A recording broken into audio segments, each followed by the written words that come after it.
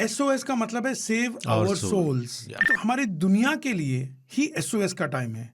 बिल्कुल, धरती के लिए totally SOS का टाइम है, नेचर के लिए SOS का टाइम है, और वाइल्ड लाइफ के लिए सबसे ज्यादा SOS का टाइम है। अग्री। धरती का सबसे गिरा हुआ प्रजाति जो है ना, वो इंसान है। इसमें कोई शक ही नहीं रखता मैं, जहां जाएगा तबाही लाएगा। इंसान मोस्ट डिस्ट्रक्टिव क्रीचर है, हमारे स्पीशीज है, हमारे नेचर में। हम आ गए, एक प्लॉट खरीद लिया, इसका मतलब नहीं है कि हम उस प्लॉट के राजा हैं। उस प्लॉट में पहले सांप थे, बिच्छू थे, मेंढक थे, उनका कोई राइट नहीं है। क्या बढ़िया बात कही आप। मुगल जो राजा थे, उनके जो 100-150 पत्नियां होती थी, उनको मनोरंजन करने के लिए, एंटरटेन करने के लिए ये भालू को बुला के नचाया करते थे। चंपा क्यों स्पेशल है वाइल्ड लाइफ SOS के लिए? हमें एक बहुत बड़ी बीमारी है वो है कि हम किसी भी जख्मी जानवर को मना नहीं कर पाते हैं। मेरी जो 20 साल पुरानी बात है ये, जब मैं पहली बार आपसे मिला था तो आप बहुत जल्दी में थे, आपके हाथ में एक सांप था, तो मैंने देखा कि आप उसके साथ ऐसे खेल रहे थे जैसे कोई बच्चा आपने उठा रखा हो, और मुझे डर लग रहा था। इनफैक्ट सांप जो है, सांपों के प्रति मेरा बहुत ज्यादा प्यार है। अंधविश्वास में हम चले कि ये सांप दूध पीता है, सांप दूध पचा ही नहीं सकता है। बिल्कुल। सपेरा बैठ के बीन जब बजाता है, वो मूवमेंट बहुत करता है, उसको लग रहा नाच रहा है। दूसरा वो अपना घुटने को मूव करता है। तो हम लोग ध्यान दे रहे हैं सांप के ऊपर, कोई भी ध्यान नहीं दे रहा है कि वो अपना घुटने के साथ क्या कर रहा है। वो घुटने का मूवमेंट से वो सांप इधर उधर हो रहा है, ना कि वो नाच रहा है। सांप के पास तो कान ही नहीं, वो कहाँ से सुनेगा बीन का आवाज। मेरा मानना है कि अगर मैं इस तरीके का एक काम, इसका 10% भी कर लूँ तो मुझे लगेगा मेरा जीवन जो है सफल हो गया है। हम तो सिर्फ जंगल की बात करते हैं, आप वो लोग हैं जो जंगल में जा करके इतना सब कुछ करते हैं। नमस्कार। आज के शेर खां में मैं फिर कहूँगा जमशेद भाई नहीं है, क्योंकि हमारे साथ एक बहुत ही खास गेस्ट हैं, कार्तिक सत्यनारायण साहब। आपको कौन नहीं जानता सर, और बहुत शुक्रिया आपका कि आप मेरे शो में आए। मेरी ये दिली तमन्ना थी, और मुझे यकीन है बाकी लोगों को भी आज बहुत मज़ा आने वाला है किस्से कहानियाँ सुनने में। कार्तिक साहब जो हैं वाइल्ड लाइफ SOS के CEO हैं और को फाउंडर भी रहे हैं। तो वक्त निकाला आपने हमारे पास, मुझे पता है आप मतलब वो जो गाना था कि आजकल पाँव ज़मीन पे नहीं पड़ते मेरे, इसलिए क्योंकि आप बहुत ट्रैवल करते हैं पूरी दुनिया में एनवायरनमेंट और नेचर को संभालने और बचाने के लिए सर। तो मेरा सवाल यहाँ पे आता है सर कि 1995 में SOS को लॉन्च करने का आइडिया आपके दिमाग में आता, आपने किया, तो ये कहाँ से आपके दिमाग में आया कि मैं कुछ ऐसा करना चाहता हूँ जहाँ पे जानवरों को आप बचा सकें, उनकी सेवा कर सकें? ये कहाँ से आया? बचपन से था या एक एज के बाद ये डेवलप हुआ इंस्टिंक्ट आपका? पहले तो मैं थैंक यू बोलूँगा आपको कि आपने मुझे मौका दिया। अरे नहीं सर, मेरी किस्मत। आप लोगों के साथ बातचीत करने के लिए, और आपका जो शो है बहुत इंस्पायरिंग है, लोगों को और यंग माइंड्स को बहुत अपॉर्चुनिटी देता है नेचर के बारे में समझने के लिए, और इसी से तो हम ये धरती को प्रोटेक्ट कर सकते हैं आपके एजुकेशन और अवेयरनेस से। और मुझे ये भी याद है कि आपने 20 साल पहले हमारी जो मुलाकात हुई थी जी सर, और तब की बात है, आपको याद है और मैं तो भूल गया हूँ। नहीं सर, आप बिजी रहते हैं, मैं तो वाइल्ड लाइफ के हर किसी को सजो के रखता हूँ अपने दिमाग में। तो ये कहाँ से आपके दिमाग में? तो मैं ये कॉन्फिडेंस से बोल सकता हूँ कि ये नस नस में, शायद कुछ लोग जब पैदा होते हैं उनके नस नस में ये छुपा हुआ रहता है, भरा हुआ रहता है। और बचपन से ही मुझे कीड़े मकोड़े, मेंढक, चूहे, सांप, इन सब चीज़ों में बहुत दिलचस्पी था। और बड़े होते होते, ये थोड़ा इतिहास मुझे समझाना पड़ेगा आपको। जी प्लीज़। तो स्कूल में जब मैं बेंगलोर में पढ़ता था जी, और तब मैं स्कूल उन दिनों मोबाइल फ़ोन तो था नहीं, बिल्कुल, तो हमारे घर वाले पता नहीं कर सकते थे कि हम पढ़ रहे थे कि कहीं और थे। तो हम माताजी को बोल देते थे कि हम पढ़ने जा रहे दोस्त के यहाँ, साइकिल लेके चल पड़े, और दोस्त भी वही कहानी अपने घर में लपेट के हम दोनों साइकिल लेके निकल जाते थे नज़दीक के जंगल में। और वहाँ जंगल तक हम साइकिल में जाते थे, शाम को 4-5 बजे तक हम पहुँच जाते थे जी। साइकिल को वहाँ गेट के पास रख दिया, वन विभाग वालों से परमिशन लिया, और हम पैदल निकल जाते थे जंगल के अंदर। वाह। और ये बनरघट्टा नेशनल पार्क था, और जो ACF साहब उस समय उन दिनों इंचार्ज थे, वो बड़े खुश थे कि यंग बच्चे इतने इंटरेस्ट रखते हैं। तो हम अंदर निकल जाते थे। हमें जरा भी डर नहीं था और कभी हम ये नहीं सोचते थे कि क्या हो सकता है हमारे साथ। बस अपने कीड़ा दिमाग में जो बचपन है। में वो बेवकूफ़ी होती है कभी कभी। और मैं ये बोल सकता हूँ कि ये हम करीब 10-12 किलोमीटर हम या 8 किलोमीटर हम ट्रैक वहाँ करते थे। ट्रैक करते थे अंदर। क्या बात है। और 6 बजे तक, मतलब अंधेरा होने से पहले, हम एक पॉन्ड के पास पहुंच जाते थे। उसको वहाँ कन्नड़ में बेट्टद केरे बोलते थे उसको, वाटर होल जो होता है। वाटर होल जो है, और बिल्कुल हिल के नीचे था। वहाँ पहुँच के हम कोई एक बड़ा पेड़ चुनते थे और उसके ऊपर चढ़ जाते थे 25-30 फुट ऊपर और वहाँ बैठ जाते थे हम लोग अंधेरा होने से पहले। I can imagine. हम 2 लड़के, आप इमेजिन करिए। फिर वहाँ जो जंगल की जो आवाज़ें होती हैं, शाम की आवाज़ें, वहाँ ग्रे जंगल फाउल होता है साउथ इंडिया में, राइट, या नॉर्थ इंडिया में रेड जंगल फाउल मिलता है हमको। तो ग्रे जंगल फाउल का कॉल आता था, फिर बारबेट का कॉल आता था, जिसे जंगली मुर्गी भी कहते हैं। जंगली मुर्गी कहते हैं। और धीरे धीरे से जंगल में प्राकृतिक जो साउंड्स हैं वो बहुत ही मैजिकल है और वो चेंज होते हैं। उसके अनुसार आप अपना टाइम के हिसाब से टाइम सेट कर सकते हैं। उसके बाद जैसे अंधेरा होने लगता है तो नाइट जार का कॉल ये बंद हो जाता है, तो मोर का कॉल बंद हो जाता है, मोर कॉल करता है, फिर वो बंद हो जाता है, फिर नाइट जार का कॉल शुरू हो जाता है। बहुत ही प्यारी आवाज नाइट जार की सर। और उसके बाद फिर एकदम अंधेरा हो जाता है और हम चुनते थे फुल मून के नाइट। मतलब आप रात वहाँ गुजारते थे? हाँ, शाम को पहुंच जाते थे, हम ऊपर बैठ जाते थे पेड़ पे, और फिर 2 घंटे के बाद फिर चांद जो है, चंद्रमा पहाड़ के पीछे से निकलता था ऊपर। व्यू तब तक एकदम अंधेरा था। उसके बाद एकदम रोशनी आती थी, चांदनी रात। और उसमें हम रात भर वहाँ बैठते थे, हम पेड़ के ऊपर। हम, कुछ लोग बोलते हैं कि पागलपन है। पागलपन ही होता है सर वाइल्ड लाइफ में। यही पागलपन से ही तो हमें इंस्पिरेशन मिला कि ज़िंदगी भर हमें कुछ करना ज़रूरी है नेचर के लिए और वाइल्ड लाइफ के लिए। तो वहाँ बैठ के कई रात, मैं गिन भी नहीं सकता हूँ कितने रात हम ऐसे किए हैं। पर हर फुल मून नाइट में, फुल मून के 3 दिन पहले और 3 दिन बाद, हम हमेशा वहाँ ताकि वो पूरा व्यू, और फिर दिन में चले जाते थे वापस, फिर शाम को वापस आ जाते थे। और उस समय हम मतलब एक पूरा झुंड हाथियों का देखे हैं वहाँ वाटर होल में। Sloth bear, leopard, wild boar, mongoose, हर तरीके का जानवर। उससे हमें समझ में आया कि हम इतने नज़दीक है बेंगलुरु सिटी से, और इतना बायोडाइवर्सिटी है, और हम इतने इग्नोरेंट है, ह्यूमन स्पीशीज इतना इग्नोरेंट है कि हमें आइडिया भी नहीं है कि क्या क्या है यहाँ। प्रकृति ने क्या क्या खूबसूरत चीज़ें रखा है, खूबसूरत चीज़ें हैं, और ये नेचुरल वेल्थ ही बोल सकते हैं हम। बिल्कुल सर। तो इसको हम प्रोटेक्ट करने में बिल्कुल असमर्थ हैं, हम बिल्कुल फेल हैं, हम करना भी नहीं चाहते हैं। और इंस्टेड इसके बदले हम लालच में, और लोग कोई प्रॉपर्टी अमास करना चाहता है, कोई पैसा धन अमास करना चाहता है, इंक्रोचमेंट हो रहा है, इन चीज़ों में इंसान लगा पड़ा है, और जो प्राकृतिक खूबसूरता है उसको हम खोते जा रहे हैं हर दिन ब दिन। लुप्त होते जाएंगे ये सब चीज़ें। आज उसी जगह में, उसी पेड़ के ऊपर आप बैठेंगे तो आपको वहाँ दूर में सॉफ्टवेयर कंपनीज के बिल्डिंगें दिखती हैं उसी लोकेशन से। तो मुझे बड़ा दुख होता है कि जहाँ कभी चांद दिखा करता था वहाँ बिल्डिंगें दिख रही हैं। जी, मैं हमेशा अपने शो में कहता हूँ, जिस पे आप भी एग्री करेंगे, मतलब आपकी मर्जी है, कि धरती का सबसे गिरा हुआ प्रजाति जो है ना, वो इंसान है। इसमें कोई शक ही नहीं रखता। मैं जहाँ जाएगा तबाही लाएगा। उस समय आपकी उम्र क्या रही होगी कार्तिक साहब? 12, 13, 14 उस समय। परफेक्ट टाइम, जुनून के साथ आपने इसको शुरू किया। एक लाइन आपके इसके लिए है कंपनी ने, protect wild life from human and human from wild life. इसके पीछे क्या एक कहानी थी देने का मतलब? यही मकसद है हमारा लाइन का कि जो इंसान है, जैसे आपने बोला, इंसान मोस्ट डिस्ट्रक्टिव क्रीचर है हमारे स्पीशीज़ है, हमारे नेचर में। क्योंकि हम चाहते हैं कि इंसान जो है वो चाहता है कि हर चीज़ को मैं कंज्यूम करूं, हर चीज़ को निकालूं।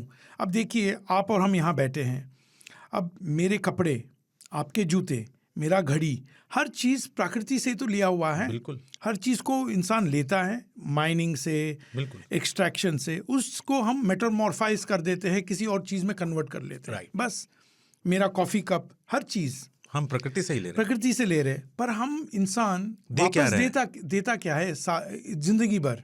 और आप जिंदगी को यदि देखेंगे तो पहले 15-20 साल तो हमारा बचपना में निकल जाता है, करेक्ट, इंडिपेंडेंट होने के प्रयास में। उसके बाद आप 80 के बाद कुछ खास हम यूटिलाइज नहीं कर सकते हमारे एनर्जी लेवल्स को। Right sir. 75 के बाद समझ लीजिए, बिल्कुल बिल्कुल। अंदाजन आपकी बॉडी फिर आपके साथ नहीं होती। तो 20 to 75 करीब 50-55 साल हैं हमारे पास एक्टिव। पर एक दिन क्या है हमारा जिंदगी हर दिन का ही तो एक रिफ्लेक्शन है। राइट। और एक दिन में क्या करते हैं हम, 7-8 घंटे तो हमारा नींद में चला जाता है। बिल्कुल। और 7-8 घंटा हमारा सफ़र, ऑफिस जाना आना, काम, खाना पीना, लोगों से बातचीत, खाना पीना में चले जाता है। तो नेट आप 7-8 घंटे यूटिलाइज कर सकते हैं इफेक्टिवली कुछ खास कंट्रीब्यूशन करने के लिए, चाहे वो नेचर के लिए हो या अपना लालच के लिए। वही तो डिसीजन है। तो 1/3 हो गया एक दिन का। आप उसी को एक्स्ट्रापोलेट करिए अपनी ज़िंदगी में। आपके पास 55 साल है या 60 साल है, उसको आप डिवाइड करेंगे 1/3 से, तो आपके पास केवल 15 या 20 साल है। बिल्कुल। 15 या 20 साल उसमें आपका ज़िंदगी ख़त्म हो जाता है। और उसमें हम क्या दे पाते हैं वापस, क्या छोड़ पाते हैं फ्यूचर जनरेशंस के लिए। बिल्कुल। जो धरती माँ ने इतना कुछ दिया हमको, हर चीज़, हमारे बिल्डिंगें, हमारे रोड, हमारे गाड़ियाँ, जो खाना पीना, सब कुछ, और अनाज तक नहीं मिलेगा हमको। बिल्कुल। ये जी एक चीज़ आप सोचिए, जो मधुमक्खी हैं, इनके बिना पॉलिनेशन नहीं होगा। बिल्कुल नहीं। और इनके पॉलिनेशन के बिना हमें अनाज, सब्जी कुछ नहीं एक चीज़ नहीं मिल सकता, उग सकता है जी। पर हम क्या करते हैं, बिल्डिंग में मधुमक्खी का वो छत्ता लग गया, तुरंत उसको काटो, जला दो, उनको सबको भस्म करो। ये एटीट्यूड है। पर ये नहीं सोचते हैं कि हम कितना डैमेज करते हैं। तो ये हमारा मकसद है कि लोगों को सेंसिटाइज करना, लोगों को अवेयर करना, जिससे लोग समझे कि हम प्रकृति के ऊपर निर्भर है और प्रकृति के साथ हमें पीसफुल को एग्जिस्टेंस रखना है। ना कि हम आ गए, एक प्लॉट खरीद लिया, इसका मतलब नहीं है कि हम उस प्लॉट के राजा हैं। उस प्लॉट में पहले सांप थे, बिच्छू थे, मेंढक थे, कबर बिज्जू थे, मॉनिटर लिजर्ड, गोहेरा था। क्या उनका कोई हक नहीं है उस प्लॉट में? आपने खरीद लिया, आपके रजिस्ट्री का कागज है, तो इसका मतलब है उनका कोई राइट नहीं है। क्या बढ़िया बात कही आपने। तो ये पीसफुल कोएग्जिस्टेंस लोगों को समझना जरूरी है। और लोग क्या बोलते हैं, मैंने प्लॉट खरीद लिया, अब सब यहाँ से मारो, खत्म करो, पेड़ काटो। कुछ तो हम देखे हैं साउथ दिल्ली में, तो खास लोग पेड़ से सूखे पत्ते गिरते हैं उनके गाड़ी में, तो पेड़ को कटवा देते हैं। पार्किंग में दिक्कत आ रही है। ये इतना इंटॉलरेंस है हमारे सोसाइटी में। इसको एड्रेस करने के लिए ही हमारा ये मकसद है। पर मेरा पिछला आंसर अधूरा रह गया। तो वो बचपन में जो मेरा इंस्पिरेशन था वाइल्ड लाइफ का, उसके बाद मैं न्यूयॉर्क ज़ूलॉजिकल सोसाइटी के साथ काम करने लगा। और वहाँ जब जंगल में मैं काम कर रहा था, मैंने देखा कि जंगल में बहुत एक्सप्लॉयटेशन होता था। बिल्कुल। लोग जो है या तो पेड़ों को काटते थे या जानवरों को मारते थे। उस समय मुझे लगा कि हमें ऐसा कोई एक SOS का टाइम है। SOS क्या है? किस ईयर की बात होगी सर? ये होगी 1992-93 का बात है। तो SOS का मतलब है सेव आवर सोल्स। ये मोर्स कोड का कोड है internationally all over the world. और आप देखेंगे तो हमारे दुनिया के लिए ही SOS का टाइम है। बिल्कुल। धरती के लिए SOS का टाइम है, नेचर के लिए SOS का टाइम है, और वाइल्ड लाइफ के लिए सबसे ज्यादा SOS का टाइम है। अग्री। अब जहां भी देखिए, हाथियों को मार दिया जा रहा है, टाइगरों को मार दिया जा रहा है, कहीं पोचिंग हो रहा है, कहीं ये हो रहा है, इंटॉलरेंस है, बहुत ज्यादा ह्यूमन वाइल्ड लाइफ कॉन्फ्लिक्ट हो रहा है। बट इसका रूट कॉज सिर्फ ये है कि लोग इंटॉलरेंट हैं। लोग समझने में असमर्थ हैं कि एनिमल का बिहेवियर क्या है। उसको कॉर्नर कर देते हैं, फिर बोलते हैं अटैक कर रहा है हमारे ऊपर। बिल्कुल। तो इसीलिए मैंने बोला, घुसे हैं, वो आपके घर में नहीं आ रहे हैं। और इसीलिए हमने सोचा कि ये SOS का टाइम है वाइल्ड लाइफ के लिए। तो इसीलिए हमने इस संस्था का नाम वाइल्ड लाइफ SOS रखा। और 1995 में ये यहाँ एक गराज में इसका जन्म हुआ। क्या बात है सर। और गीता शेषमणि जी जो हमारे सचिव है, सेक्रेटरी, वो हमारे को फाउंडर हैं, और वो और उनके माताजी ने हमें जगह दिया शुरू करने के लिए। बात है। तो वो गराज में शुरू हुआ था हमारा वाइल्ड लाइफ SOS, और आज हम लोग 18 स्टेट में काम कर रहे हैं। वो तो मैं जानता ही हूँ, कमाल का काम कर रहे हैं सर। इसमें कार्तिक साहब, किस्से तो आपके पास इतने हैं, मुझे लगता है हम 5-6 एपिसोड करेंगे तब भी ख़त्म नहीं होगा, क्योंकि इतना लंबा सफ़र आपका रहा है। मतलब ऑलमोस्ट 30 साल का सफ़र आपने तय किया है। ये हमारा 30वां साल है। 30वां साल है, कमाल की बात है। SOS के जो गाइडलाइंस हैं, किस तरीके के सेटअप में आप काम करते हैं, इसके बारे में लोग जानना चाहेंगे। मैं भी जानना चाहूँगा कि SOS जो है वो किस तरीके से ऑपरेट करता है। ठीक है, 18 स्टेट में आप काम करते हैं, आपको प्रोटोकॉल्स होंगे, ढेर सारे आपके रूल्स रेगुलेशन होंगे, और किस तरीके की ऑपरेशन को आप अंजाम देते हैं, ये कैसे करते हैं? हमारा मेन फोकस है human wild life conflict, rescue, rehabilitation, poachers को गाइड करना, उनको सही रास्ते पे लाना, ट्राइबल कम्युनिटीज़ जो वाइल्ड लाइफ को एक्सप्लॉइट करते हैं उनको गाइड करना। ओके। पर यदि हम वाइल्ड लाइफ को हेल्प करना चाहें, उसके साथ साथ हाथ में, देखिए, ह्यूमन और वाइल्ड लाइफ साथ में चलते हैं। बिल्कुल। यदि हम ह्यूमन को करेक्ट कर सकते हैं तो वाइल्ड लाइफ प्रोटेक्ट हो जाता है। बिल्कुल। आप समझ लीजिए कोई काट रहा है जंगल को, यदि आप सिर्फ वो काटना बंद करा दें तो जंगल खुद ग्रो कर जाएगा, रेस्टोर हो जाएगा। बिल्कुल। हमें कुछ करने की ज़रूरत नहीं है। तो हम बिलीव करते हैं कि लोगों को जागरूक करें, एक तो जागरूक करना, उनको पार्टिसिपेट कराना, उनको हेल्प करना। तो मैं उसके लिए एक उदाहरण का काम लूँगा। हमारा, जब हम लोगों ने 1995 में ये शुरू किया था काम, आपको याद होगा कि ये भालू को नचाते थे ये मदारी लोग। सर्कस में, रोड पे, कहीं ना कहीं रोड पे करीब 1200-1300 भालू नचाया करते थे, एक कलंदर समाज जी।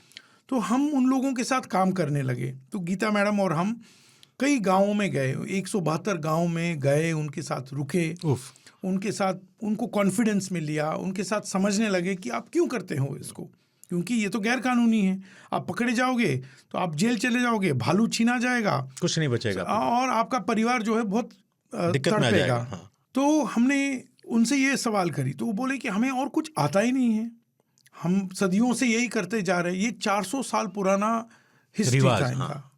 ये 4 भाई थे जो 400 साल पहले पर्शिया से इंडिया घुसे थे। उस समय बाउंड्रीज तो थे नहीं। बिल्कुल। तो मुगल जो राजा थे उनके हैरम होते थे। हाँ, हैरम जी। तो वो उनके जो 100-150 पत्नियां होती थी, उनको मनोरंजन करने के लिए, एंटरटेन करने के लिए ये भालू को बुला के नचाया करते थे। अभी भी आप यदि यहाँ हमारे फतेहपुर सीकरी फोर्ट में जाएंगे, फतेहपुर सीकरी के पीछे वाला जो एंट्रेंस, रियर एंट्रेंस, हाँ, मैं देख रहा हूँ, कोर्टयार्ड से पीछे आप देखेंगे एक बस्ती है, एक वहां से नीचे एक रास्ता जाता है, पूरा अभी जंगल उग गया वहां, बट वो पुराना रास्ता है वहां, और वो जाता है डायरेक्ट ये कलंदरों के गांव में। कलंदर एक ट्राइब है जो भालू को नचाते थे।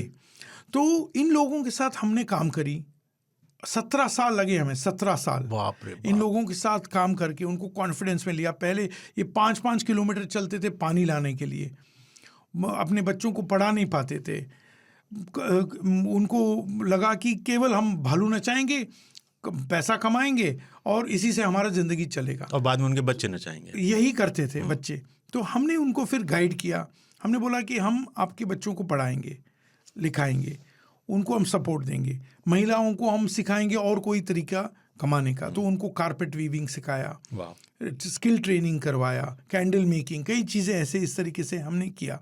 इसके अलावा हमने कई लोगों को जो कलंदर मर्द थे, वो भालू नचाने के बदले में उनका नीड्स असेसमेंट करके उनको किसी को ऑटो रिक्शा दिलाया, किसी को जनरेटर दिलाया, किसी को किराने का दुकान सेटअप किया। इस तरीके से हम हज़ारों बच्चों को, 16,500 बच्चों से ज़्यादा, हम अधिक बच्चों को हमने स्कूल भेजा। क्या बात है। पर इससे क्या हुआ, ये एक permanent sustainable wild life conservation effort भी निकला। बिल्कुल। देखिए, अभी वो बच्चों को, वो अभी बी फार्मा कर रहे हैं, ग्रेजुएट कर रहे हैं। कभी कभी मैं मिलता हूँ ये कलंदर लोगों से, उनके आंखों में आंसू आ जाता है कि वाइल्ड लाइफ SOS ने हमें इतना मदद किया कि हमारे बच्चे अंग्रेजी बोलते हैं सर, हम समझ ही नहीं पाते हैं, और वो इतना पढ़ लिख के आगे बढ़ रहे हैं कि भालू तो क्या, हम उस दिशा में जाना ही चाहते, दिशा में जाना ही नहीं चाहते हैं। बहुत खूबसूरत सर। और ये एक उदाहरण मैं इसीलिए दे रहा था कि इंसान और वन्य जीव को हमें एक साथ दोनों का हमें सोल्यूशन निकालना पड़ेगा। तो इसमें हमने क्या किया, लोगों का रिहैबिलिटेशन, उनका पुनर्वासन जी, और बच्चों का पढ़ाई, एजुकेशन और विमेन एम्पावरमेंट, ये तीनों चीज़ों को करके उसके साथ उनका सोशल स्टेटस इम्प्रूव हुआ, उनका क्वालिटी ऑफ लाइफ इम्प्रूव हुआ। उन्होंने सब अपने भालू जमा कर दिए विलिंगली। वाह। तो वन विभाग ने और फॉरेस्ट डिपार्टमेंट और गवर्नमेंट ऑफ इंडिया ने भी उनको सपोर्ट दिया। वाह। और हमें सपोर्ट मिला कि आपको पूरा कोऑपरेशन मिलेगा, आप इनको हेल्प करिए, क्योंकि ये बहुत कॉम्प्लिकेटेड इशू था। लोगों का लाइवलीहुड था, रोजी रोटी था। अब किसी का रोजी रोटी छीन के नहीं कर सकते, उनको जेल डालेंगे, क्या फायदा हुआ? नहीं, बहुत अच्छा। बट इससे 3000 परिवारों को असर पड़ा। वाह। और 628 बालू उन्होंने जमा करी हमें, 628 बालू, 628 बालू। और हमारे पास और कोई चारा नहीं था, अब लेना ही पड़ा। कोई जू लेने के लिए तैयार नहीं था उस समय, क्योंकि ये लंगड़े लूले, किसी को ट्यूबरकुलोसिस था, कई सारी बीमारियां थी भालुओं को। तो हमने फिर आगरा में सबसे पहला, उत्तर प्रदेश सरकार और भारत सरकार ने हमें पूरा सपोर्ट दिया, सहयोग दिया, हमें ज़मीन दी शुरू करने के लिए। और पूरे दुनिया में सबसे बड़ा भालू संरक्षण केंद्र यहाँ उत्तर प्रदेश में, आगरा में शुरू हुआ था। सर। और ये कई लोग नहीं जानते हैं। और इसमें ये 628 बालू यहाँ हम फिट नहीं कर पाए सारे।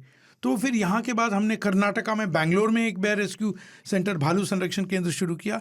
इसके बाद भोपाल में एक शुरू किया और फिर वेस्ट बंगाल में एक शुरू किया। मुझे गूज बम्प आ रहे हैं sir, seriously you can see this, कि मैं इमेजिन नहीं कर पा रहा हूँ कि ये जब हो रहा होगा उसे देख के कितनी खुशी मिली होगी। सर, आपको बेयर मैन ऑफ इंडिया भी कहा जाता है, और शायद बिल्कुल सही कहा जाता है कि आपने इतने सारे भालू को रेस्क्यू करके, न सिर्फ भालू को, जो मानते थे कि वो भालू के मालिक हैं, वो लोग, उनकी फैमिली, क्या बढ़िया काम आपने किया सर। मतलब मेरा मानना है कि अगर मैं इस तरीके का एक काम, इसका 10% भी कर लूँ तो मुझे लगेगा मेरा जीवन जो है सफल हो गया है। हम तो सिर्फ जंगल की बात करते हैं, आप वो लोग हैं जो जंगल में जा करके इतना सब कुछ करते हैं। और मेरा मानना है, मुझे पता है कि न सिर्फ भालू, और भी कई ऐसे स्पीसीज़ हैं, जैसे एलिफेंट को लेकर के आपने बहुत सारा काम किया है। इनफैक्ट एक किस्सा अभी हम रिकॉर्डिंग से पहले डिस्कस कर रहे थे। एक मोती एलिफेंट थे कॉर्बेट में, वो क्या किस्सा था सर? ये बहुत इंटरेस्टिंग किस्सा था। और एक हमें रात को 3 बजे एक कॉल आया था जी, किसी से, वहाँ लोकल व्यक्ति थे कॉर्बेट में। उन्होंने बोला कि एक हाथी यहाँ है जो अचानक गिर के फ्रैक्चर हो गया है, और जो मालिक है, जिनके पास पालतू हाथी था जी। पर एक चीज़ हमें याद रखना है कि बहुत कम हाथी टोटली पालतू होते हैं जी। एक्चुअली सच आप देखेंगे तो सारे हाथी जो पालतू हैं वो एक समय जंगली हाथी हुआ करते थे जी। जंगल से उनको पकड़ के ट्रेन किया जाता था बहुत क्रूरता से, फिर वो पालतू हाथी बनते हैं। और जंगली जानवर को, यदि एक जंगली जानवर की पीठ पे आपको बैठना है तो आप सोचिए उसकी ट्रेनिंग कितना उसको दबा के, डरा के, धमका के आप उसको ट्रेनिंग करना पड़ेगा कि आप जंगली जानवर की पीठ पे बैठे हो और वो आपको ना मारे। वो हमने बात की, आप और हम तो नहीं किसी को बैठने देंगे हमारे पीठ पे, बिल्कुल भी, और हम तो जंगली जानवर है भी नहीं। बिल्कुल, मैंने इस पूरे प्रोसेस को डिस्कस किया हुआ है कि एलिफेंट ट्रेनिंग कैसे होती है। बहुत ही क्या बोलो जाओ, घटिया तरीके से उनको ट्रीट किया जाता है, बहुत प्रताड़ना उनको दी जाती है, बहुत टॉर्चर किया जाता है। Anyway, I am sorry to interrupt. नहीं, ये इम्पोर्टेंट टॉपिक है, आपने इसको टच किया है तो हमें इसको डिस्कस करना ज़रूरी है। वो मोती एक तरीके से इंस्पिरेशन ही था। तो मैं थोड़ा बैकग्राउंड भी बता देता हूँ। Please sir.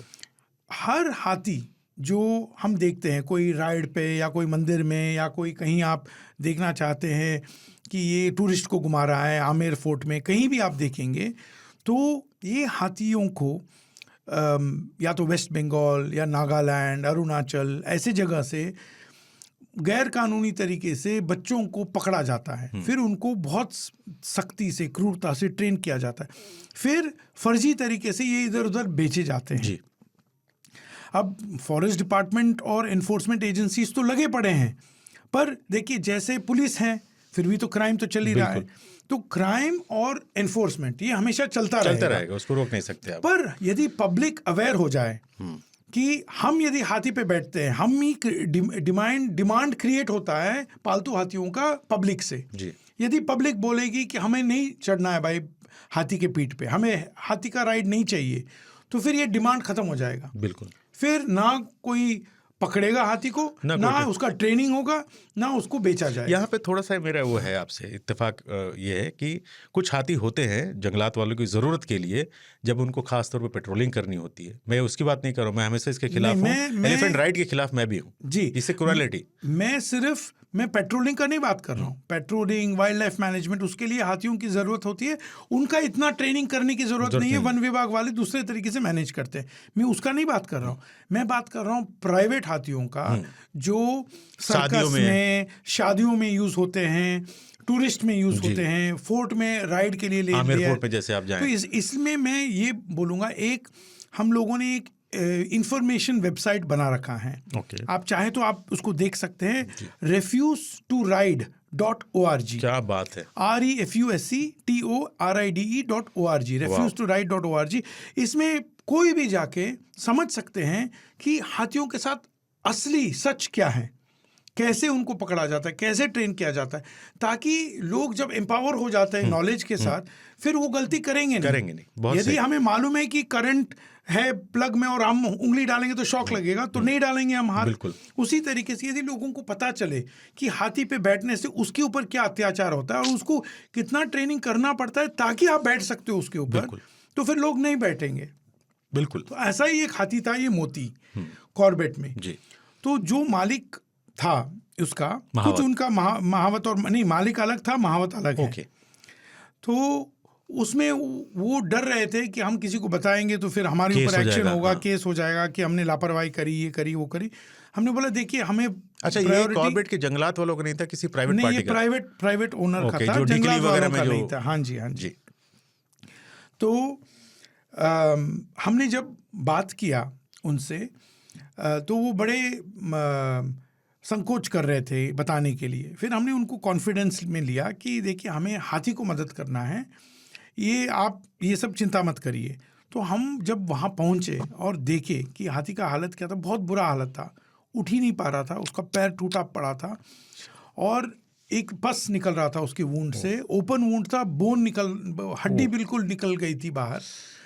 और उस स्थिति में हम ऐसा लगा कि बिल्कुल बचने में मतलब शायद 1-2 दिन मुश्किल से बच पाएगा।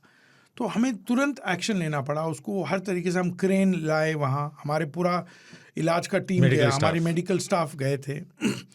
हमने काफ़ी प्रयास किया। फिर हमने देखा कि इस हाथी को, मोती को, हमें लॉन्ग मतलब हो सकता है यदि हम उसको ट्रीटमेंट भी करें शुरू करें तो उसको 10-15 दिन हो सकता है हमें उसको सपोर्ट के साथ खड़ा करना पड़ेगा, और उसके लिए कोई इलाज नहीं था हमारे पास। उसके लिए बहुत हेवी स्ट्रक्चर, इंफ्रास्ट्रक्चर ज़रूरत थी। हाथी टिपिकली 4 से 5 हज़ार किलो होता है जी। फिर हमने इंडियन आर्मी को कांटेक्ट किया और इंडियन आर्मी आप मानेंगे नहीं, इतना सपोर्टिव था। तुरंत एक पूरा प्लेटून आ गया, 3 ट्रक, पूरे आर्मी वाले, 2-3 जीप, और वहाँ ये इंजीनियर्स का कोर था, मद्रास सैपर्स करके, और रूरकी में उनका यूनिट था, वहाँ से आ गए थे और उन्होंने पूरा सेटअप किया वहाँ एक दिन में, और ऊपर पुली लगा के उस हाथी को हम सब मिलके इसको उठा पाए। क्या बात है। और उसको खड़ा कर दिया। फिर उसका इलाज चलता रहा। बहुत इंस्पायरिंग था वो पूरा केस की। हम पेट्रियाटिक है कि इस देश में आर्मी से लेके, पब्लिक से लेके, पुलिस, फॉरेस्ट, सब इकट्ठा होके एक हाथी के लिए हम एकता से जुड़ के काम कर पाए। बहुत बढ़िया सर, कमाल। अफसोस की बात ये थी उसका इन्फेक्शन बहुत अंदर तक, हड्डी तक चला गया था, तो वो उसको अफसोस है कि हम उसको बचा नहीं पाए। अनफॉर्चुनेटली वो गुजर गया। बट उससे ये हमें पता चला कि हाथियों को कितना मतलब नाजुक है, होंगे 4-5 हज़ार किलो के, बट यदि उनके साथ क्रूरता होगा, उनको नेग्लेक्ट किया जाएगा, उनको वेटनरी केयर नहीं दे सकते हैं, पशु चिकित्सक टाइमली उनको नहीं बुला सकते हैं। उसका एक्सीडेंट इसी तरीके से हुआ कि उसको मिसयूज किया गया, टूरिस्ट वगैरह काम हाँ, में। हाँ, वो और उसके बाद जब उसका पैर टूट गया तुरंत उसको पशु चिकित्सक से नहीं ले मदद गए। नहीं दिया गया और 3-4 हफ्ते पास हो गए, उतने में उसका इन्फेक्शन बहुत बढ़ गया। बढ़ गया था। सारी स्टोरी। तो हम उस समय डिसाइड किए कि हम एक आउटरीच यूनिट शुरू करेंगे और एक एलिफेंट मोबाइल क्लिनिक शुरू करेंगे, जो कि आपने काजीरंगा में अभी भी शुरू किया है। जी। और जिससे हम जहाँ भी हाथी हैं जो डिस्ट्रेस में हैं, जिनको तकलीफ है, जिनको जरूरत है, लंगड़े, लूले, अंधे और ऐसे ज़रूरतमंद हाथियों को हम हेल्प ले जा सकते।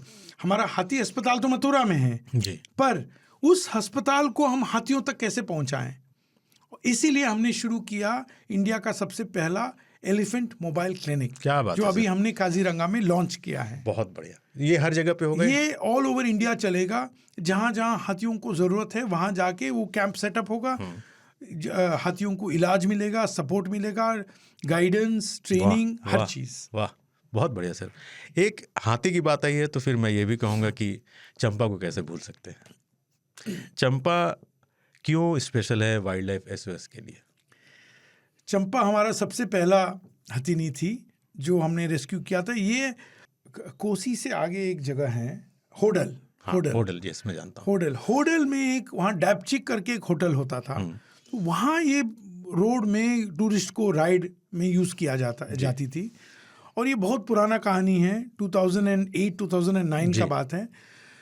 हम भालुओं को रेस्क्यू करते समय हम इसको देखे थे और हमने डिसाइड किया कि इसको हमें हेल्प करना चाहिए। उसको ऑलरेडी बहुत बड़ा एब्सेस था पैर में और काफ़ी हम ट्रीटमेंट करते रहे। फिर आखिर में उसका जो महावत था उसने बोला हमसे ये संभाली नहीं जा रही है, आप इसको प्लीज़, मैं आपको सौंप देता हूँ।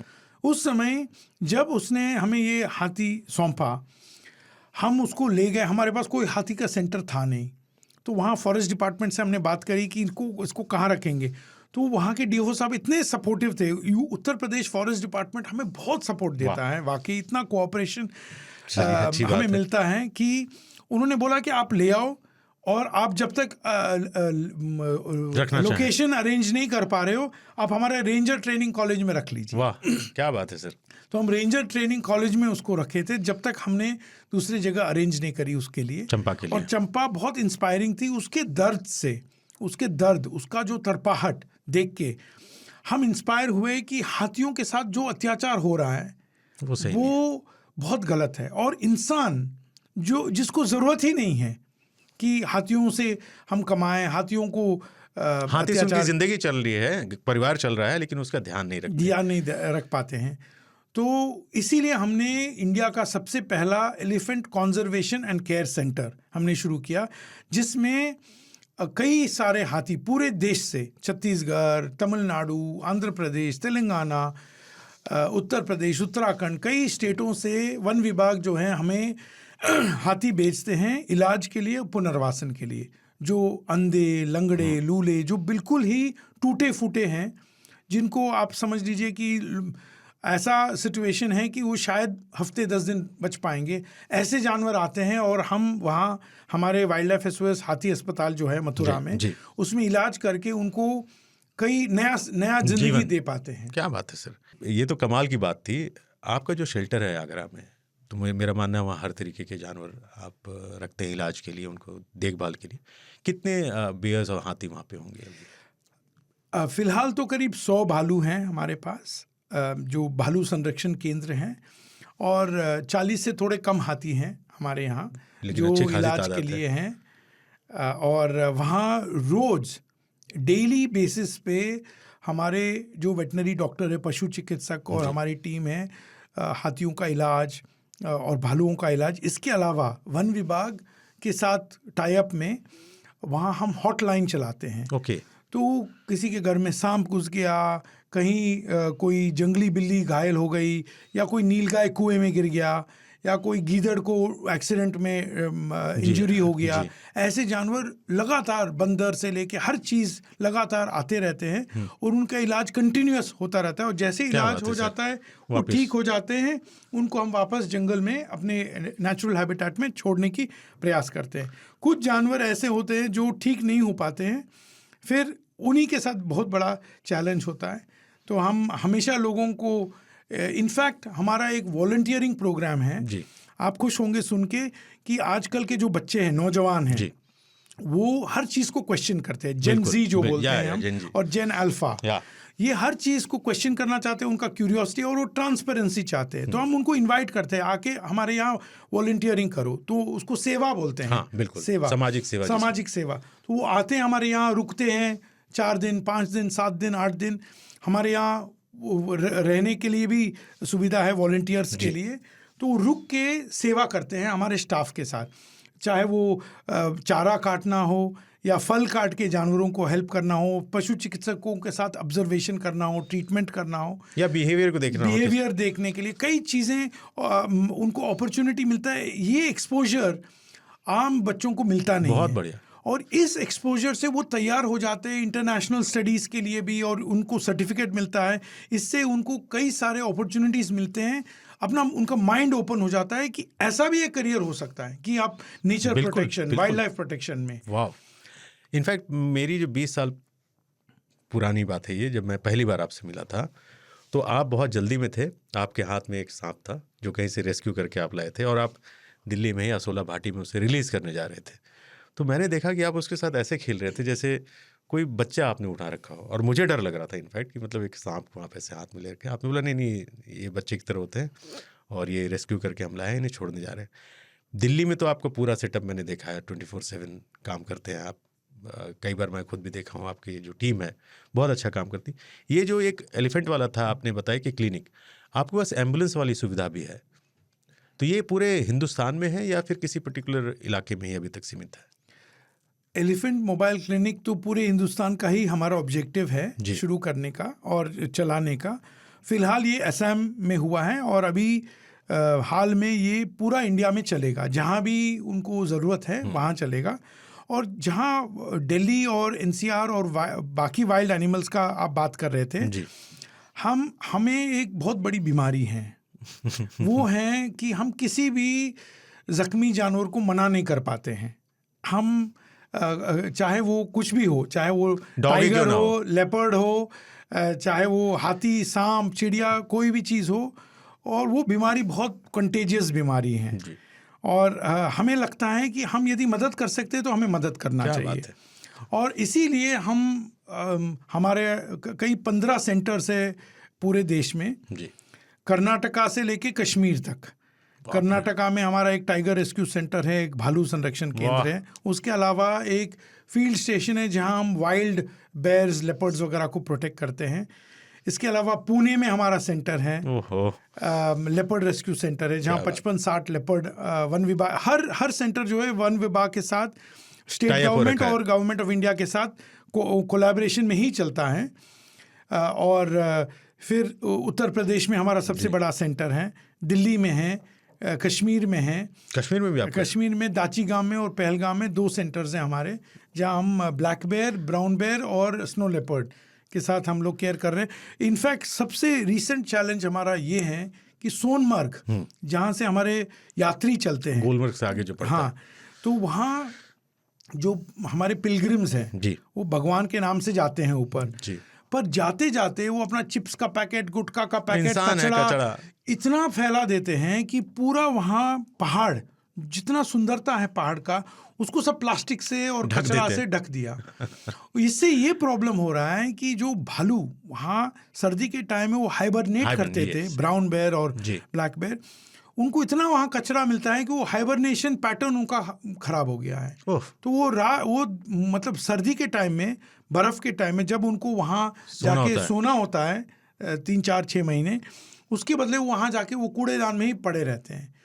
और उनका हमने स्कैट एनालिसिस, जो उनका लेट्रिन है, उसको हमने एनालाइज किया। उसमें 80% करीब प्लास्टिक, बिरयानी और हर तरीके का कचरा, कोई ढक्कन, बोतल का ढक्कन, इसका चिप्स का पैकेट, गुटखे का पैकेट, ये सब निकल रहा है। घटिया होता है। तो हम अभी फ़िलहाल वहाँ सोनमर्ग डेवलपमेंट अथॉरिटी के साथ काम कर रहे हैं, और इन भालुओं को हमने ग्लोबल पोजीशनिंग सिस्टम वाला GPS कॉलर हमने फिट किया है, जिससे हमें पता चल रहा है कि ये जानवरों का रेंजिंग पैटर्न क्या हो रहा है, और बहुत डिस्टर्ब्ड है, और ये क्लाइमेट चेंज का इम्पैक्ट हो रहा है डायरेक्टली। तो इससे हमें समझना ज़रूरी है कि कोई इंसान वहाँ जाता है तो हमें सिर्फ हमारे पैर के निशान धरती पे छोड़ने चाहिए, ना कि प्लास्टिक का पैकेट और बहुत चिप्स बढ़िया का बात पैकेट। कही है। हमें वो सब वापस लाना चाहिए हमारे साथ और हमारे घर में रख लेना चाहिए या रिसाइकलिंग में देना चाहिए। ये बहुत इंपॉर्टेंट चीज़ है सर। ये इंसान जहाँ जाता है ना तबाही लाएगा, इंसान जहाँ गया है तबाही लाया है। तो कार्तिक साहब, जब पहली बार मैंने आपके हाथ में सांप को देखा था तो मेरा मानना है कि प्यार तो आपको बहुत ज़्यादा है स्नेक से। तो इनके भी कई सारे किस्से आपके पास होंगे रेस्क्यू के, कुछ इंटरेस्टिंग किस्से कुछ शेयर करना चाहेंगे? जी, सांप जो है, सांपों के प्रति मेरा बहुत ज़्यादा प्यार है और क्या बात मैं है सर। बहुत मोहब्बत करता हूँ सांपों से। मैं आपको बताता हूँ, आप मेरा पूछेंगे ये सवाल क्यों? आने वाला था कि सबसे प्यारा जानवर आपको कौन सा है? आप पूछेंगे क्यों? जी आप सोचिए, यदि आपके जी। हमने दोनों पैर बांध दिए, या मेरा ही समझ लीजिए, मेरा दोनों पैर आपने बांध दिया जी। मेरे दोनों हाथ पीछे करके बांध दिया, ठीक है, और मेरे कान आपने काट दिए, मुझे सुनने में नहीं आया कुछ, और आंख भी मेरा कमज़ोर है, और मैं ज़मीन में अपने पसलियों से मैं चल रहा हूँ और मुझे खाना भी ढूंढना है, अपने इंसान आप से को बचना बचाना भी है, है। हाँ बचाना भी है। तो क्या वो उस व्यक्ति से या उस जानवर से आपको डरने की ज़रूरत है? बिल्कुल नहीं। सोचिए। तो ये हमें समझना ज़रूरी है कि सांप जो है, ना उसके कान हैं, ना उसके पास पैर हैं, ना उसके पास हाथ है, दिखाई भी कम देता है, दिखाई बहुत कमज़ोर है उसका दृश्य, आईसाइट बहुत कमज़ोर है। और वो भगवान ने उसको, मतलब वो जो कॉकरोच है ना, जो एवोल्यूशन में वहीं फंस गया, कॉकरोच वहीं के वहीं रहा, बट वो मोस्ट हाईएस्ट सर्वाइवल रेट है कॉकरोच का। आप न्यूक्लियर बॉम्ब भी चढ़ा दो उस जगह में, आपको कॉकरोच जरूर मिलेगा आपको, राइट सर। उसी तरीके से सांप जो है, अनफॉर्चुनेटली भगवान ने उनको मौका नहीं दिया इवॉल्व करने के लिए, वो वहीं के वहीं फंस गए। आप सोचिए, जो जानवर जिसके पास हमारे देश में 272 तरीके के सांप हैं, जिसमें से केवल 4 विषीले हैं जी। अब लोग डरते कि अरे सांप है तो विष होगा, तुरंत मार दो उसको, वो हमें काट देगा, हम मर जाएंगे। पर आप सोचिए, विष है क्या चीज़?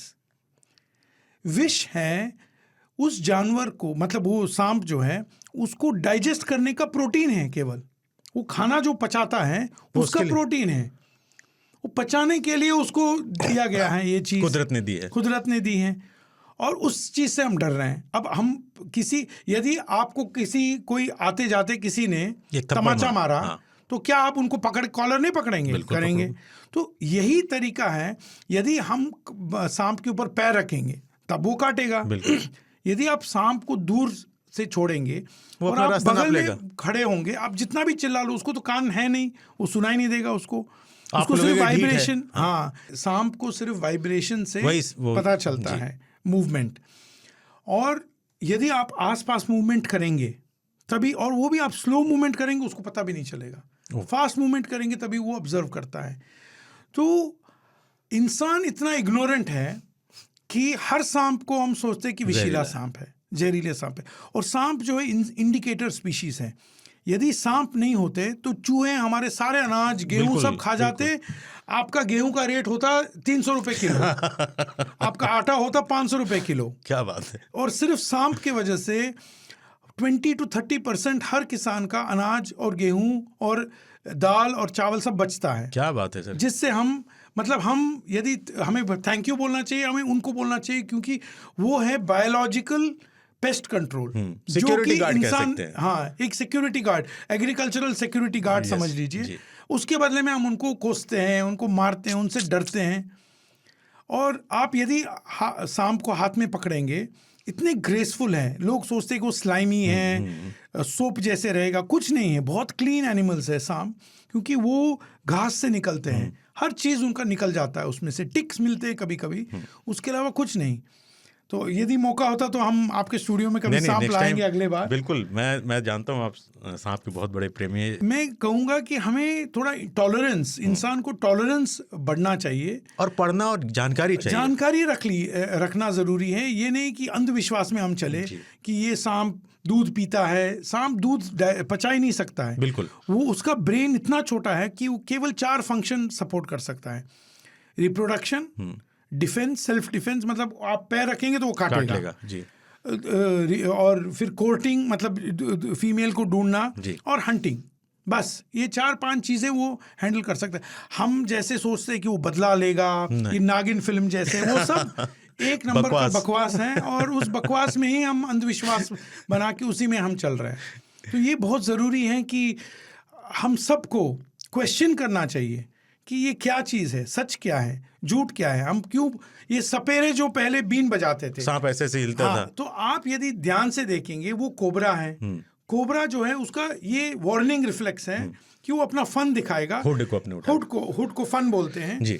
और फन इसीलिए दिखाता है कि लोगों को वार्निंग देने के लिए, भाई मेरे पास विष है, आप पास में मत आइए, मेरे से पंगा मत लीजिए, मुझे काटने को आप फोर्स मत करिए। क्योंकि देखिए इनके पास जो वेनम ग्लैंड्स हैं ये वेनम ग्लैंड्स, जो वेनम है वो हाईली कॉन्सेंट्रेटेड प्रोटीन है, जो जैसे उसने एक चूहा को काटा, वो चूहा जाके वो बेहोश हो जाता है पहले जी। वो एक तरीके का सिडेटिव है।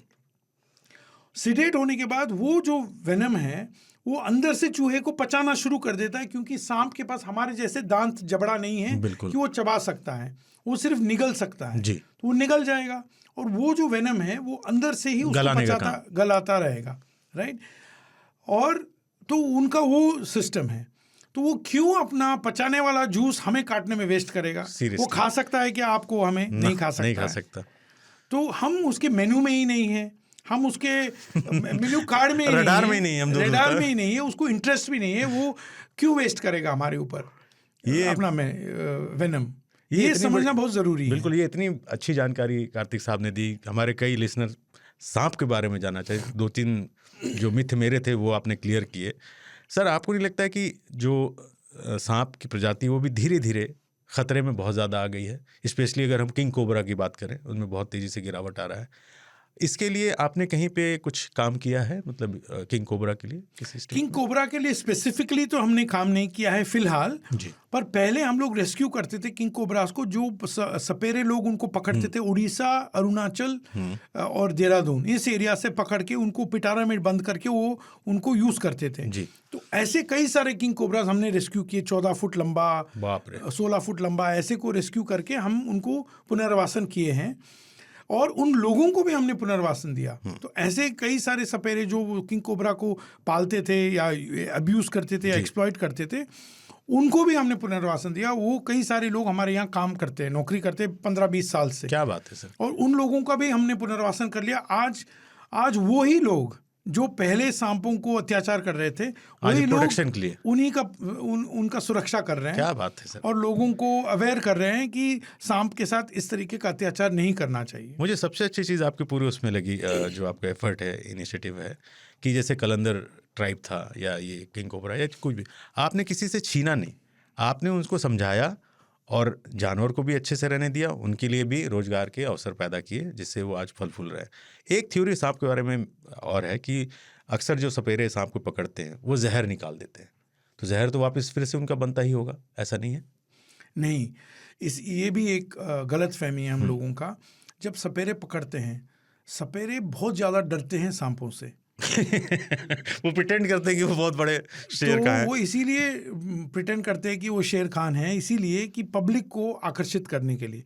फिर पब्लिक को वो बेवकूफ़ बनाते हैं, वो लकड़ी के टुकड़े या कोई पाउडर, ये वो बोलेंगे कि देखो ये सांप काटेगा तो आप ये लकड़ी का टुकड़ा रख लीजिए, 50 रुपये, 150 रुपये, 200 रुपये में, और 500 लोगों को बेच देंगे, अपना उनका पैसा बन गया 1 महीने का। अच्छा से काट देते हैं वो। और ये जो सांप है, यदि वो कोबरा या कोई भी वेनेमस स्नेक हुआ, उसके क्या है, वो जॉ के ऊपर थैली होती है, वो इसको ब्लेड से काट के निकाल देते हैं सपेरे, क्योंकि उनको डर है कि बाय चांस वो उनको काट लिया तो उनका टिकट कट जाएगा ऊपर जाने के लिए। इस वजह से वो निकाल देते हैं और उससे इन्फेक्शन पैदा होके, माउथ इन्फेक्शन होके, फिर वो सांप गारंटीड 100% मरता है। पर उनको 5-7 दिन चाहिए, 5-7 दिन में अपना पैसा लपेट लेते हैं, उसके बाद वो सांप को खुद मार देते हैं या फेंक देते हैं। कई बार तो मैंने ये भी देखा है कि उसको पेड़ पे रख के कील ठोक देते हैं सर में, जिंदा सांप में, ताकि मेमोरी में रहे। वो तड़पता रहेगा, फिर वो ब्लेड से उसका पूरा चमड़ा निकाल देते हैं, उसको भी बेच देते 100, 150, 500 रुपये में। ये प्रॉब्लम है कि हम अनजाने में सपेरों को हम हीरो बना देते हैं। यदि ध्यान से देखेंगे तो सपेरा बैठ के बीन जब बजाता है वो मूवमेंट बहुत करता है, उसको लग रहा है और नाच रहा है। दूसरा वो अपना घुटने को मूव करता है। तो हम लोग ध्यान दे रहे हैं सांप के ऊपर, कोई भी ध्यान नहीं दे रहा है कि वो अपना घुटने के साथ क्या कर रहा है। वो घुटने का मूवमेंट से वो सांप इधर उधर हो रहा है, ना कि वो नाच रहा है। सांप के पास तो कान ही नहीं, वो कहाँ से सुनेगा बीन का आवाज। ये लोग तो ये बीन का आवाज है पब्लिक को बेवकूफ बनाने के लिए, और बन भी जाते हैं पब्लिक। बहुत अच्छी बात कही। मेरे ख्याल से बहुत सारे लोगों के आज जो मिथ होंगे, जो वो था, वो क्लियर हो गया होगा कार्तिक साहब के से। तो मेरा क्लोजिंग रिमार्क सांप के बारे में ये होगा जी कि मैं आपसे, आपके जो ऑडियंस है उनसे भी मेरा ये रिक्वेस्ट होगा कि सांपों के प्रति हमें थोड़ा सिंपैथी दिखाना चाहिए। वो बेचारे जानवर हैं, ऐसे जानवर हैं कि कुदरत ने बहुत कमजोर बनाया, बहुत कमजोर बनाया, और हमें इतना कमजोर बनाया कि हम समझ नहीं पा रहे उनके बारे में, इंसान को। तो इंसान को प्रयास करना चाहिए सांपों के बारे में समझने के लिए। सांप रहेगा तो आपका एनवायरनमेंट सेफ है, सांप रहेगा तो मेंढक होगा, सांप रहेगा तो छिपकली होगी। इसका मतलब है आपका एरिया और आपका जो जोन है वो सेफ है, आपको जरूरी हेल्दी है। हेल्दी इकोसिस्टम के लिए सांप की जरूरत है। इंडिकेटर स्पीशीज है ये, और आपको जरूरी नहीं है कि जाके हाथ लगाए सांप को, हाथ मत लगाइए, पर टॉलरेट करिए उनको। आप देख भी लेंगे तो उनको मारने की जरूरत नहीं है, उनको पकड़ने की, वो चले जाएंगे, वो खुद चले जाएंगे। उनको वो तो जितना आप डरते हैं उससे 10,000 गुना ज्यादा वो डरते हैं आपसे। तो आप बस जगह दे दीजिए और वो चले जाएंगे। कितनी अच्छी बात आपने कही इनके बेजुबान के बारे में, जो कि इतना कमजोर है। हम उसे, मतलब हम अपने आप को बहुत ताकतवर मानते हैं, और एक कमज़ोर से इतना डरते हैं कि दिखते साथ ही हम उसको मारने की कोशिश करते हैं या मार भी देते हैं। सर, मेरा एक सवाल है, सवाल नहीं आपसे पूछना चाह रहा हूँ, क्या अगर किसी भी जगह पे किसी को कुछ ऐसा दिखता है कि कोई जानवर परेशान है, उसको ज़रूरत है ट्रीटमेंट की या बचाने की, तो आपका कोई नंबर या ऐसा कुछ है जिस पे लोग कॉल कर सकते हैं? बिल्कुल, हमारा वाइल्ड लाइफ SOS का हॉटलाइन है 9871963535। ये हमारा 24 घंटे चलता है, और कभी भी आप कांटेक्ट कर सकते हैं। यदि हमारी छोटी टीम है, पर पूरा दिल्ली NCR तो हम फिलहाल कवर कर रहे हैं। आगरा, मथुरा में भी हमारा हॉटलाइन है, फिर कश्मीर में है, बड़ौदा में है। नहीं, अलग अलग नंबर है, बट फिलहाल ये नंबर में आप कांटेक्ट करेंगे तो कम से कम वो दूसरा नंबर कम्युनिकेट हो जाएगा। बट ये बहुत इंपॉर्टेंट है कि लोग जागृत हो इसके बारे में, और यदि इससे ज़्यादा उनको जानकारी चाहिए तो wildlifesos.org हमारा वेबसाइट है, उसमें भी उनको इन्फॉर्मेशन मिल सकता है। तो प्लीज़ आप ये नंबर सेव कर लें, वेबसाइट पे जाएं, और जो काम वाइल्ड लाइफ SOS कर रहा है उसे आप वहाँ पे देख सकते हैं। और मैंने देखा है वो कमाल का है, आप भी ज़रूर विजिट कीजिए। तो मेरा मानना है कि कार्तिक साहब ने, मतलब इनकी जर्नी को मैं अपने शब्दों में बयान नहीं कर सकता हूँ। बस मुझे जलन सी हो रही है सर से कि मैं सर के जितना 5% नहीं 2% भी कर लूँ तो लगे कि ज़िंदगी मेरी जो है, ज़िंदगी वो सफल हो गई। बहुत कम लोग ऐसे होते हैं जो इस दुनिया में आते हैं और सब कुछ लेते हैं प्रकृति से, जंगल से, देते कुछ नहीं है। कार्तिक साहब ने मेरे ख्याल से अगर एक लिया है तो 1000 दे चुके हैं, और मेरी इनसे, मतलब इनके लिए दुआ है और सल्यूट है आपके काम को सर। और उम्मीद करता हूँ फिर और हम जल्दी मिलेंगे और कई किस्सों पर बात करें। इनफैक्ट कोशिश मेरी है कि मैं आपके शेल्टर में जाके एक शो करूँगा जहाँ आप देख पाएंगे जो बातें हमने की हैं वो एक्चुअल में एग्जिस्ट करती हैं, और आपको दिखेगा वो। सर, आपने टाइम निकाला, आपका बहुत बहुत शुक्रिया कार्तिक साहब। Thank you so much sir. Thank you very much. तो ये थी कार्तिक सत्यनारायण साहब के साथ खानचा की बातचीत। इस बातचीत से हमें उम्मीद है कि आपने भालुओं के बारे में और दूसरे जो शहर में रहने वाले जानवर हैं उनके रेस्क्यू को लेकर बहुत कुछ जाना समझा होगा। मैं हाजिर हो गया हूँ लेकर फिर से आपकी चिट्ठियाँ। अगर आप नहीं आते तो लोग परेशान होने लगते हैं, जमशेद भाई कहाँ हैं। हाँ, फिर से वो कुछ शहरों में अखबार लग जाते हैं, कहाँ चले गए, इश्तिहार शोरे गोगा वो।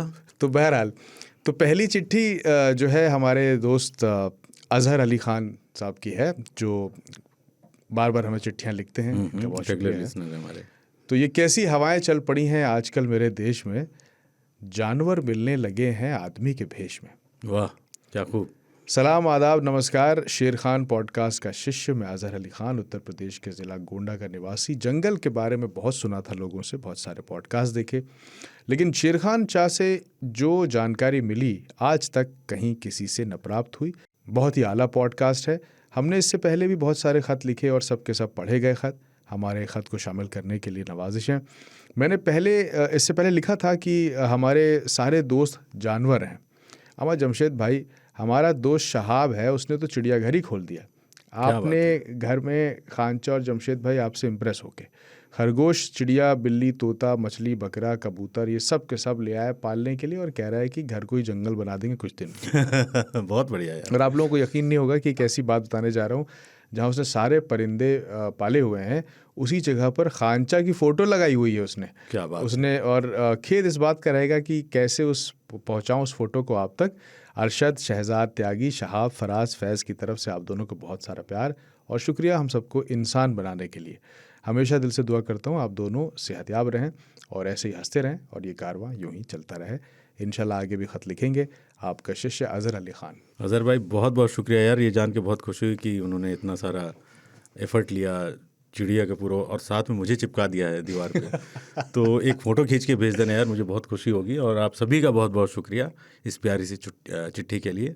देखते रहिएगा ये। फ़ोटो भेजना तो बहुत आसान है, आप व्हाट्सएप पे भेज दीजिए। नंबर आपको बता देते हैं 9953332303। इस पर फ़ोटो क्लिक करके भेज दीजिए। व्हाट्सएप तो आप चलाते ही होंगे। बिल्कुल, बहुत शुक्रिया। रोहन रेडकर साहब की चिट्ठी फिर से आई है। लिखते हैं, नमस्ते खांचा, वागडो पर पिछला वीडियो अद्भुत था। सर कृपया माया बाघिन और प्रसिद्ध जय बाघ पर भी वीडियो बनाएं।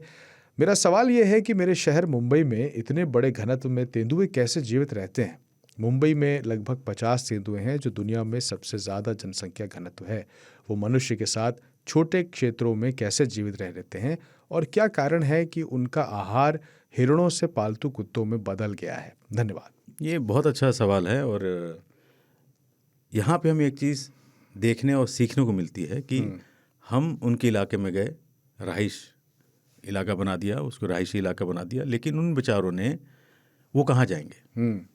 तो उन्होंने को एग्जिस्टेंस की जब हम बात करते हैं वो यही है कि उन्होंने इंसान के साथ रहना सीख लिया है। उन्होंने अपना जो खाने का पैटर्न था वो चेंज कर लिया। बताइए। मुश्किल है उनके लिए, लेकिन उन्होंने इंसान को जगह दी कि ठीक है यार, तुम भी रह लो, अपन भी अपना काम चला लेंगे। तो SGNP है, संजय गांधी नेशनल पार्क, महाराष्ट्र में। वो बिल्कुल एज पे ही वो जंगल शुरू, वहाँ से फिर रहायशी इलाका लग जाता है। तो वो आते हैं अपना, भाई भूखे तो नहीं मरेंगे वो, बट काबिल तारीफ़ काम लिपर्ड्स का है। मैं कहूँगा कि उन्होंने इंसानों के साथ रहने का एक तरीका निकाल लिया। बहुत शुक्रिया आपकी चिट्ठी के लिए। पराशर द्विवेदी साहब कह रहे हैं, जंगल जिंदाबाद। जिंदाबाद, हमारे रेगुलर हैं पराशर साहब, बहुत बहुत शुक्रिया जी। जमशेद भाई को नमस्कार, खांचा को सादर प्रणाम। मेरा नाम पराशर द्विवेदी है, मैं अहमदाबाद गुजरात का रहने वाला हूँ। मैं आपके बेहतरीन शो का एक परमानेंट चाहक बन चुका हूँ। चाहक पहली बार सुना शब्द, बहुत अच्छा शब्द है। आपका छोटा भीम वाला एपिसोड और वागडो वाला एपिसोड देखकर मज़ा ही आ गया खांचा। हम आपके इस शौक़ से इतने कायल हुए हैं कि जिस तरह से मोर बरसात की राह देखता है, नया नया प्रेमी अपनी प्रेमिका के फ़ोन की राह देखता है, एक विद्यार्थी स्कूल की छुट्टी की घंटी की राह देखता है और एक नौकरी पेशा इंसान सैलरी की राह देखता है, उतनी ही बेसब्री से हम शेर खां के नए एपिसोड की राह देखते हैं। क्या बात है सर, बहुत शुक्रिया पराशर साहब।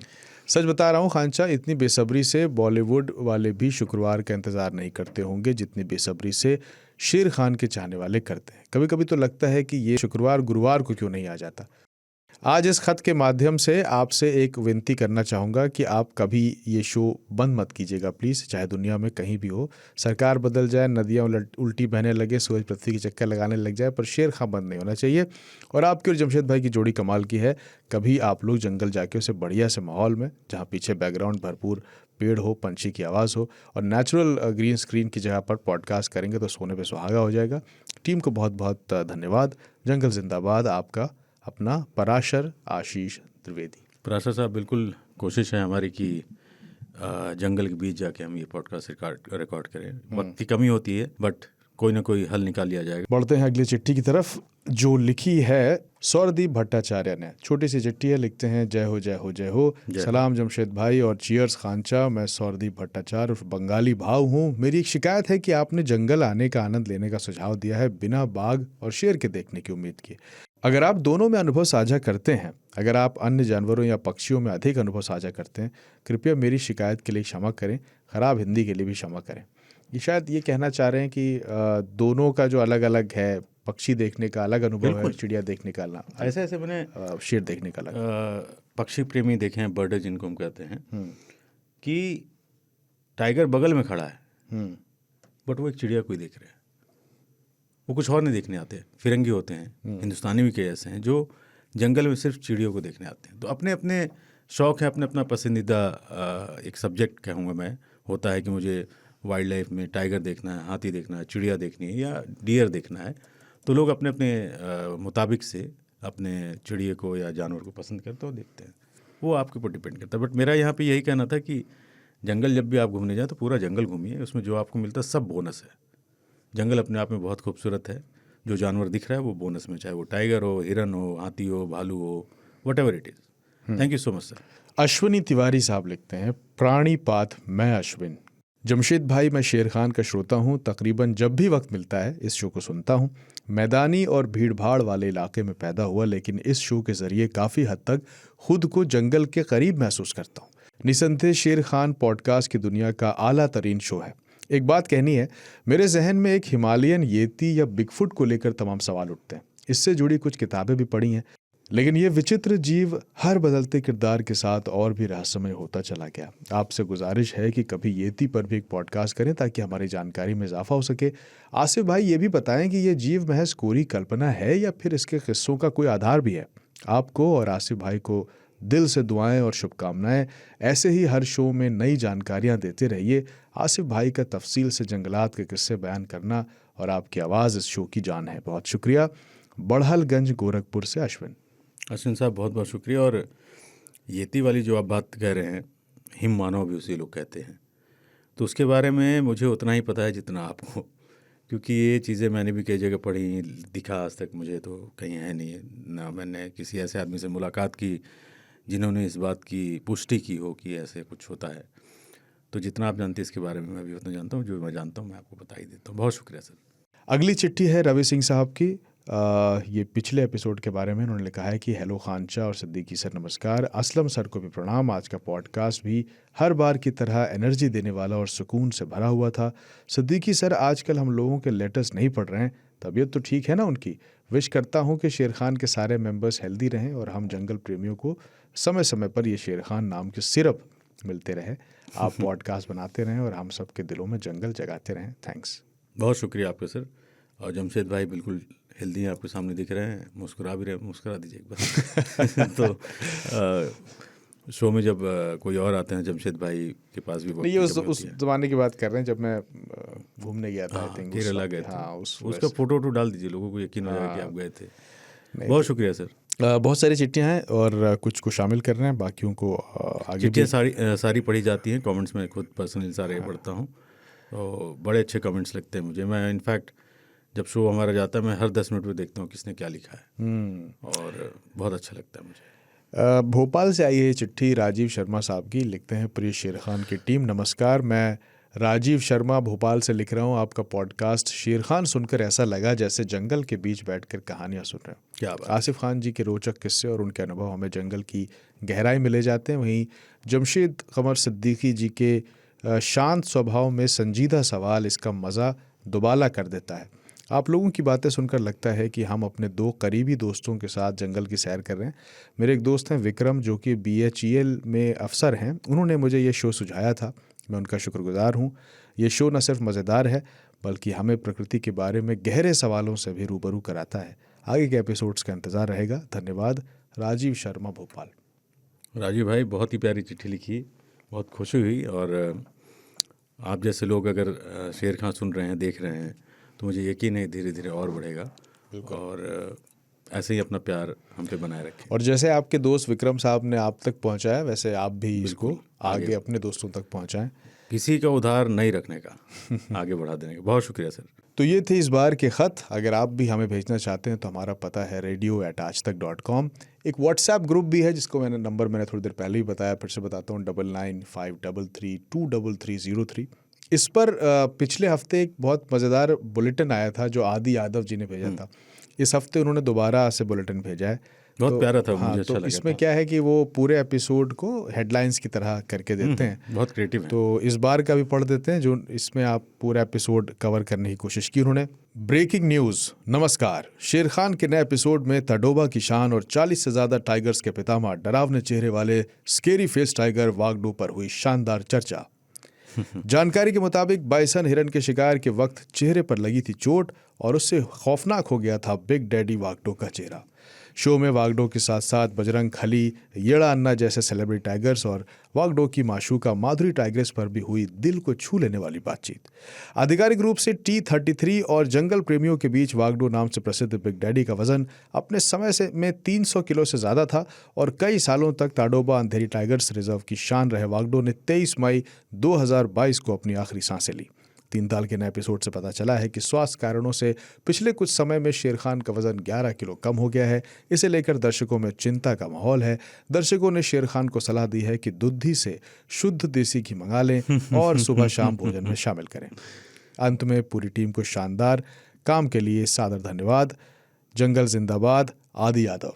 आदि यार कमाल लिखते हो यार गुरु। पूरा बुलेटिन, हम लोग तो न्यूज़ के लोग हैं लेकिन बहुत अच्छी बुलेटिन लिखते हैं आप।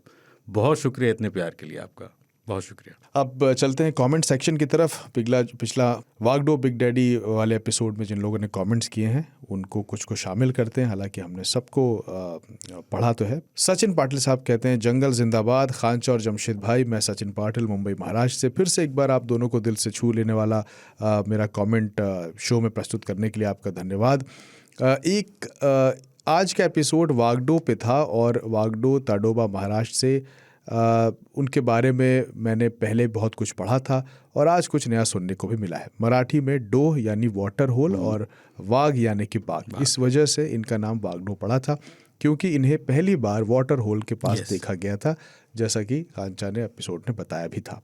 इनकी 4 बच्चियों के ऊपर बहुत अच्छी डॉक्यूमेंट्री फिल्म भी बनाई गई है जिसका नाम है टाइगर सिस्टर्स ऑफ टेलिया। हाँ, आप कभी इनके बारे में भी बताइएगा। फिर से एक बार जंगल जिंदाबाद। सचिन भाई, आपका ख़त, ये कमेंट्स मैंने पहले भी पढ़ा था। बहुत अच्छी एक चीज़ जो मुझसे छूट गई थी कि वागडो का पूरा मतलब क्या होता है, वो आपने पढ़ के बताया। इससे पता चलता है कि आप भी पूरी शिद्दत के साथ वाइल्ड लाइफ को पर ये आपने बताया था उसमें कि वो एक होल में मिले थे। होल में मिला तो वो उन्होंने बताया था, लेकिन वहीं से इनका नाम पड़ा। वाघ मतलब डो मतलब ये जो इन्होंने समझाया, इससे पता चलता है कि आप भी बहुत शिद्दत से एक्सप्लोर करते रहते हैं, नई नई चीज़ों को सर्च करते रहते जंगल के बारे में। खुशी हुई ये जान करके कि आपका इतना ज़्यादा इंटरेस्ट वाइल्ड लाइफ में। बहुत शुक्रिया, बहुत बढ़िया। जंगल जिंदाबाद। खानचा बलिया से रोशन साहब कह रहे हैं आपने वाइट टाइगर मोहन के ऊपर एक एपिसोड में बोला था कि बात करने के लिए हम सबको इंतज़ार रहेगा। लव यू खानचा और जमशेद भाई, लव फ्रॉम बलिया। ज़रूर यार, कोशिश रहेगी कि जल्दी से जल्दी, या हो सकता है अगला, श्योर नहीं है, अभी डिसाइड करेंगे जमशेद भाई और हम बैठ के, और फिर आपके सामने पेश करेंगे मोहन की कहानी। बहुत शुक्रिया सर। पारस कह रहे हैं कि आप कितनी रिस्पेक्ट के साथ डिनोट कर रहे हैं टाइगर साहब। इससे पता चलता है कि आप एक ट्रू एनिमल लवर हैं। अरे यार, इज्जत सबको चाहिए, और वो बेजुबान तो नफ़रत के शिकार होते जा रहे हैं इंसानों की दुनिया में। मैं हमेशा इसी तरीके से बात करना पसंद करता हूँ उनके बारे में। जब किसी जानवर की बात आती है तो मैं उनको ट्रीट करता हूँ इंसान से ऊपर। इतना सा फ़र्क है, लेकिन बहुत शुक्रिया आपके इस खत के लिए। गौरव जोशी कह रहे हैं वेलकम बैक जमशेद जी और खानचा को प्रणाम। TADR के लेजेंड वागडो के बारे में पॉडकास्ट में आपने आज अच्छी जानकारी दर्शकों के साथ साझा की, उसके लिए बहुत बहुत धन्यवाद। Thank you sir. आप सुनते रहें, देखते रहें, लोगों को सुनाते रहें। बहुत शुक्रिया आपके कमेंट्स के लिए। इसके बाद जो आपने एक सवाल पूछा है गौरव साहब, वो एक थोड़ा लंबा एक मुद्दा है, तो उसको आप एक ईमेल में करके भेज दीजिएगा, हम चिट्ठी के तौर पे इसको शामिल करेंगे। Very nice story telling, love you both. Ravindra Kumar कह रहे हैं थैंक यू। कुमार स्वामी कहते हैं जंगल जिंदाबाद। खानचा जमशेद भाई जिंदाबाद। बाबर खान कह रहे हैं जमशेद भाई और खानचा होते हैं तभी स्टोरी एंजॉय करते हैं, आप दोनों की वॉइस बहुत अच्छी है। Thank you so much. I have always been following your show for last few weeks and I thank you both for giving so much information about various tiger reserve of India. कनिश कुमार कह रहे हैं Thank you, boss. जंगल जिंदाबाद के साथ। कुमार स्वामी साहब ने हर बार की तरह इस बार फिर से स्टैम्प बनाया, पर हमको कोशिश करनी चाहिए कि हम इनके कमेंट को पिन कर दें ताकि ज़्यादा लोग इसका फ़ायदा उठा सकें। अगली बार से हम आपका कमेंट ऊपर पिन कर देंगे ताकि ज़्यादा लोग उसको फ़ायदा उठा सकें। बहुत अच्छी कोशिश है आपकी, बहुत शुक्रिया सर। रविंद्र कुमार कह रहे हैं आसिफ भाई, जमशेद भाई, जंगल जिंदाबाद। आपका पॉडकास्ट बहुत इन्फॉर्मेटिव है, एनर्जेटिक है, और जब गेस्ट आते हैं तो 4 चांद लग ही जाते हैं। Thank you so much.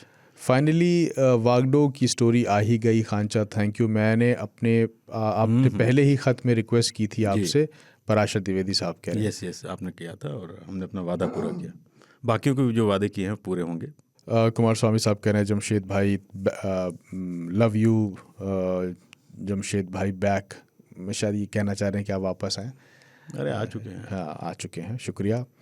जंगल की कहानी रोमांचित करती है, very interesting story, tale of real life heroes, Dinesh Kumar कह रहे हैं। दिनेश भाई तो दिनेश भाई हमारे पहले करते हैं, जैसे ही आता है वो पूरा सार जो है स्टोरी का कई कमेंट्स के थ्रू वो लिख देते हैं, मुझे बहुत अच्छा लगता है। थैंक यू दिनेश साहब, आपका बहुत बहुत शुक्रिया।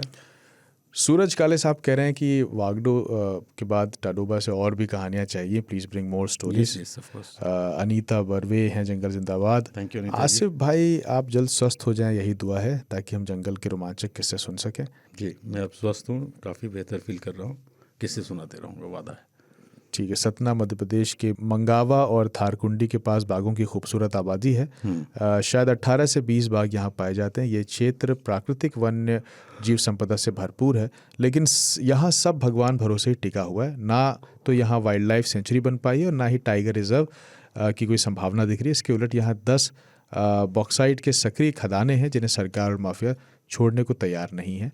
परिवेश प्रताप सिंह लिखते हैं, ये हर जगह का है बॉस, जानवरों के लिए, बेजुबानों के लिए कोई बात नहीं करता, लेकिन सरकार उनके लिए कुछ अच्छा काम करेगी, ऐसा मेरा यकीन है। Thank you.